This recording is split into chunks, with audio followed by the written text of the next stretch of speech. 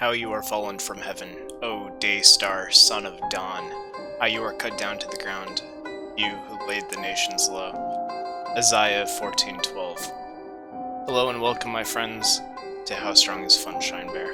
You may be wondering, Care Bears again?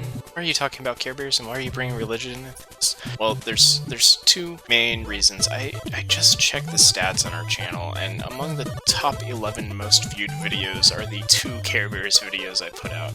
So I'm just going to talk about Care Bears for a bit. Why the religion? Well, as you know from How Strong is Grumpy Bear, where I described the Care Bears as divine paladins, they are essentially angels.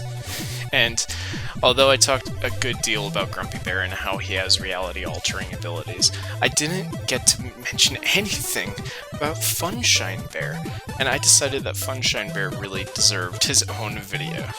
For, if the Care Bears truly are angels, then Funshine Bear is Lucifer. Before I talk about Funshine Bear in full detail, I do want to talk about all of the other Care Bear enemies, the antagonists. For what good is a hero if they have no enemy to fight? The Care Bear's main strength is that they have empathy. They can look into your heart. They can control you through the Care Bear stare. They can alter your perception and being and change the way that you think about the world, but only if they can reach your heart. And that's where the early Care Bear villains really just shine. You have Professor Coldheart. This is an Ice King. Well, not an Ice King, but same basic principle. He's completely insane and he has frozen over his entire heart, and there's no way for the Care Bears to alter his frozen heart.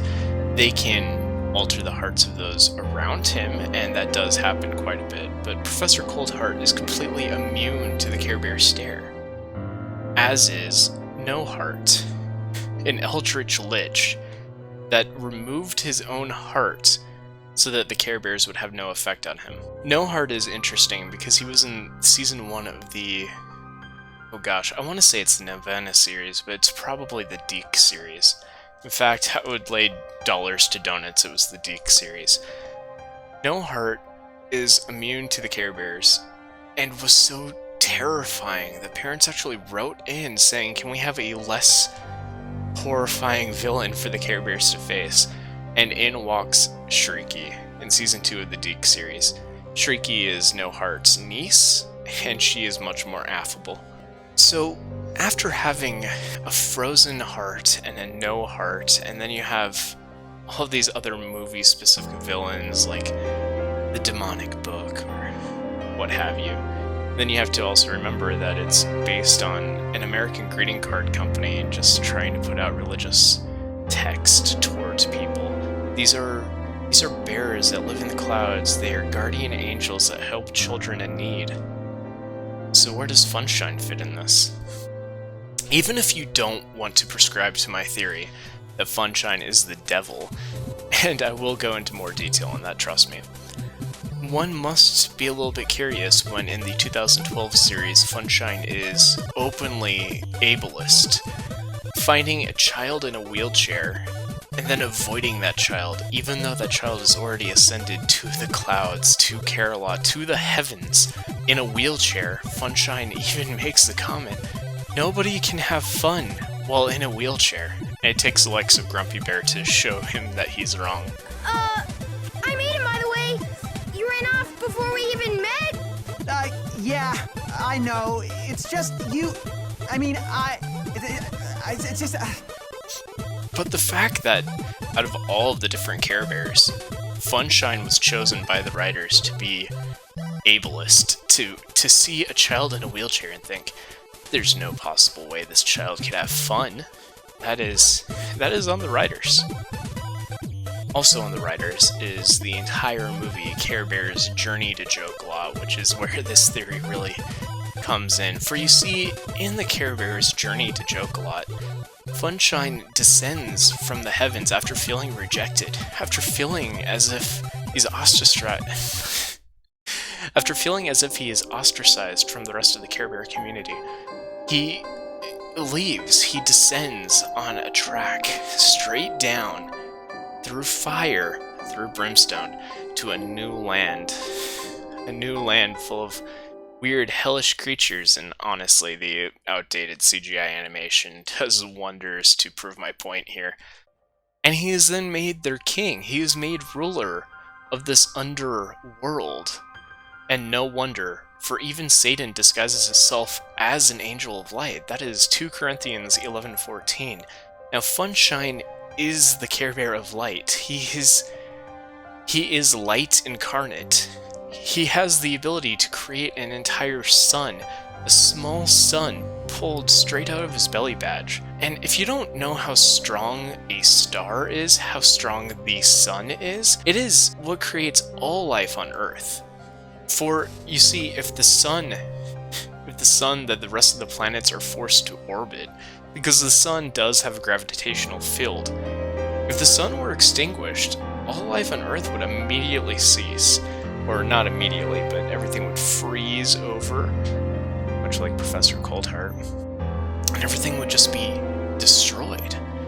So for Funshine to have the ability to create an alter sun, like the sun itself, or to pull new suns out, granted he seems to use really low-level techniques, such as just lighting up caves, or even just pulling a small, minuscule sun out of his belly to use as a ball, as a plaything, which is how he treats everything. It's sunny out, but it's nighttime? Now this is surprising. It's insane. And then to see somebody with that insane, absolute power, just to see them become immediate ruler of this realm of deviance, I mean, it's no wonder. We really want you to come back with us. I'm going to pull up some facts about the sun. The sun is 5,778 kelvins in heat, which may not sound like a whole lot. That's about 9,940 degrees Fahrenheit. It's insane. And he has that power.